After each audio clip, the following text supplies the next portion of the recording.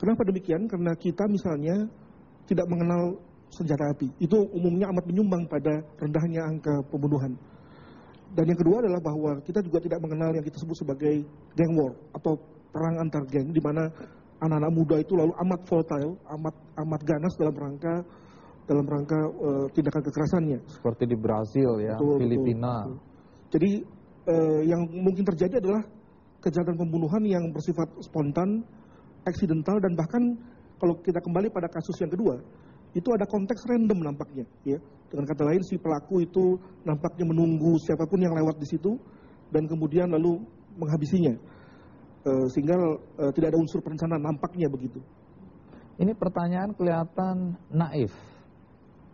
Ada orang yang tidak mampu untuk membunuh orang, tapi ada orang yang tega membunuh orang. Faktor apa yang membuat seseorang itu bisa membunuh orang? Nah, ini memang agak misteri ya. Tetapi kalau melihat dari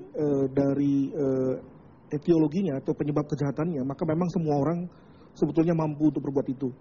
Kalau kita lihat dari sisi dorongan, drives, nanti mungkin bisa dijelaskan oleh psikolog mengenai bahwa kalau orang sudah terkena rasa marah, rasa takut, atau rasa khawatir ketahuan, kalau pada kasus yang ketiga, sehingga lalu bisa berbuat sesuatu yang sebetulnya tidak dia rencanakan. Itu yang pertama. Yang kedua, sebetulnya sekali orang membunuh, maka dalam kriminologi bisa dikatakan sebagai crossing the line. Jadi sudah menjadi orang yang berbeda. Makanya kemudian lalu dalam rangka perlakuan hukumnya maupun dalam rangka correctionnya di LP misalnya, maka para pembunuh umumnya mendapatkan perlakuan yang berbeda. Mengapa demikian? Karena tadi banyak orang yang nggak berani membunuh, tapi toh yang bersangkutan ini sudah pernah membunuh dengan berbagai alasan. Maksudnya artinya kalau dia sudah pernah membunuh, ada kemungkinan dia akan lebih mudah membunuh lagi. Kalau memakai cara berpikir habit, ya begitu. Jadi sekali orang membunuh dan mungkin yang pertama itu lalu merasa tegang, takut, panik, maka pada yang kedua, ketiga itu akan lebih mudah. Jadi ada unsur belajarnya dalam hal ini. Ya, Bung Adrianus, apakah ada ciri-ciri orang yang bisa kita lihat?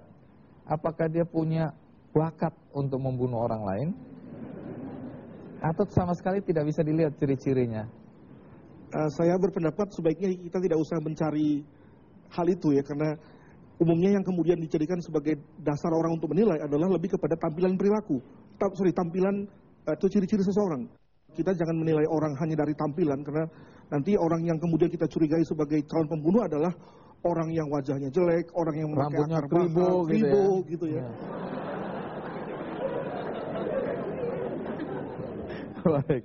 Jadi tidak ada ciri-ciri fisik, ciri-ciri sikap pun. Jadi ini betul-betul bisa terjadi karena berbagai faktor, terlalu luas ya. Nah, Pak Darmansyah boleh tahu, apakah pembunuh Anas sudah tertangkap?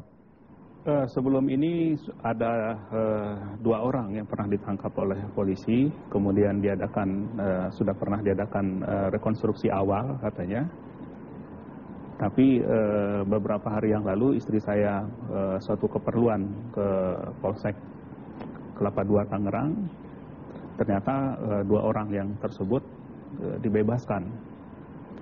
Mungkin itu karena belum cukup alasan untuk diteruskan ke pengadilan. Pernah nggak ada perasaan penasaran dari Anda atau keluarga untuk tahu siapa yang membunuh anak saya ini? Ada nggak perasaan itu? Perasaan itu ada ya, tentu ada siapa sebetulnya pelaku itu gitu. Tetapi bagi saya dan juga saya mengajak istri saya